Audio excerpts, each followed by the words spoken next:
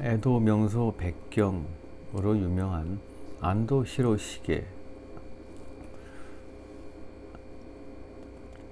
에도 명소 백경으로 유명한 안도 히로시게의 작품은 일본 목판화에 나타난 평면성과 자유로운 색채의 사용, 대담한 디자인 등이 특징이다.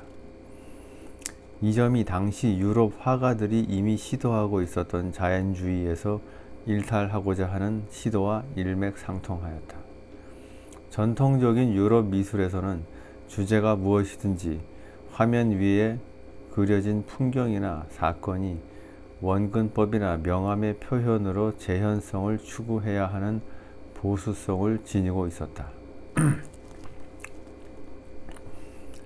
이에 반해 일본의 채색 목판화는 간략한 형태와 단순한 색채로 전체적인 조화를 이뤄내야 하는 매체의 한계 때문에 어느 정도의 추상성까지 지녔다.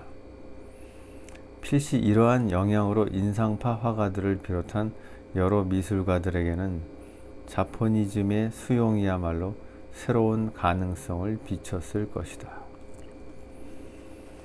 파리에서 활동했던 여러 미술가 중 고흐는 짧은 기간이지만 일본 미술의 영향을 독창적으로 소화한 대표적인 인물이다. 화상이었던 동생 테오와 함께 일본 펀화를 수집하고 있었고, 가츠시카 호쿠사이, 게이사이 에이센과 히로시게에 열광하였다.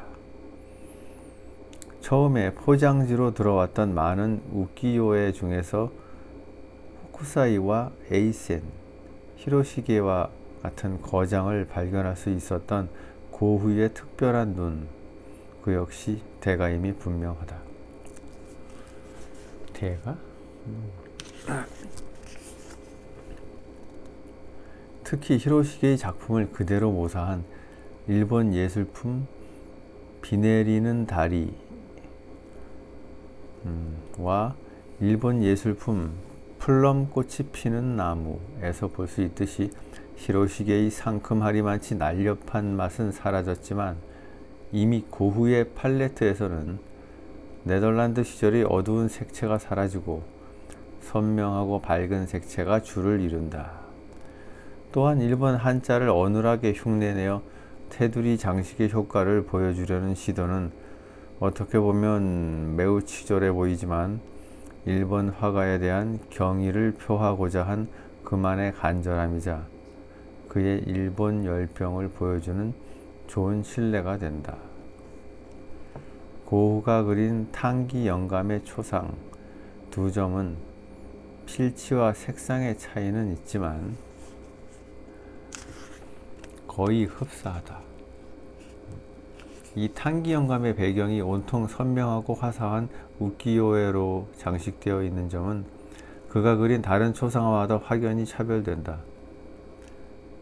게이사이 에이센의 작품인 듯한 기모노를 입은 일본 여인들, 안도 히로시게의 작품인 것 같은 풍경판화, 가츠시카 호쿠사이의 작품으로 보이는 후지산,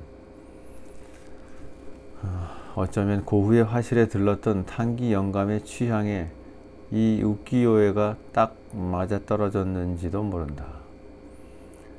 이봐 빈센트, 이 그림들 앞에 앉아있으면 되겠나? 내가 마치 일본에 온 기분이 드는군. 마치 탕기 영감의 목소리가 들리는 듯하다. 일본 예술품 오이란이라는 에이센의 작품을 보고 그린 듯한 작품은 탕기 영감의 초상에도 배경으로 등장한다. 이런 점들에서 고흐의 화실에 가득한 자포니즘의 열기가 그대로 느껴진다. 나는 모든 사물이 제자리를 찾은 듯한 일본 화가들의 선명한 이미지가 부럽다. 그네들의 그림은 결코 지루하지 않고 황급히 그려졌다는 느낌을 주지 않는다.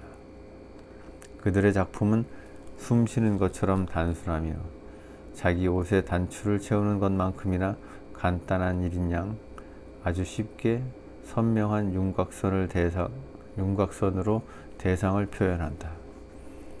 이것은 고흐가 내린 일본 미술에 대한 간단한 평으로 자기가 미처 깨닫지 못한 점을 먼저 시도했던 동양 화가들에 대한 경의였다. 고흐는 탱브랑 카페의 아고스티나 세가토리, 우키요에와 함께한 자화상, 귀를 붕대로 감은 자화상 등에서 그가 마냥 부러워하던 우키요에를 배경에 꼭 포함시키는 정성을 보인다. 뒤이어 제작한 활짝 핀 아몬드 나무에서는 마치 동양 화가들이 매화 가지를 그리듯이 아몬드 나무를 그려 자포니즘의 꽃봉오리가 만개한 양상을 보여준다. 이것은 비단 고흐만의 독창성은 아니었다. 이미 선배격이던 인상파 화가들, 즉 쿠르베와 드가의 친구였던 미국인 화가 휘슬러와 마네, 모네, 티소 등의 화면에서 시도되었던 당시의 구태의연한 표현 방식이기도 하였다. 미국에서 태어나 파리와 런던을 쏘다니며 활동했던 휘슬러는 인상파 화가라기보다는 국제적인 예술가로 보인다. 사실 엄격한 의미에서 프랑스 인상파 화가는 아니지만 1860년대 프랑스를 방문하여 1863년 살롱 낙선전에 마네와 함께 출품하는 등 그도 인상파 미술을 거론할 때 빠지지 않는 단골 손님이 될 수 있었던 것이다. 다른 인상파 화가들과 마찬가지로 그 역시 대단한 일본 미술품 애호가였는데 그의 작품들을 보면 그의 관심이 어느 정도 수준이었는지 쉽게 짐작이 갈 것이다.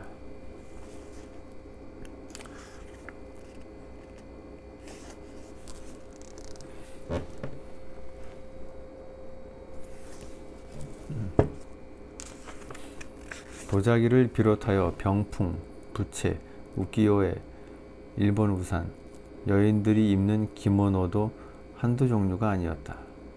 그의 작품에서 일본의 전통 악기인 샤미센을 연주하는 여인이 등장하는 것을 봐도 그가 일본 미술뿐 아니라 일본 문화에도 상당한 조예가 있었던 것으로 여겨진다.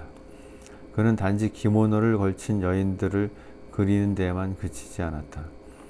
그만의 독특한 작품 공작새의 방을 보면 그의 일본을 향한 동경이 예사롭지 않다는 것을 알 수 있다. 이 작품은 원래 런던의 부유한 선박업자인 레이랜드를 위한 것이었는데 현재는 프리어 갤러리에 전시되어 있다.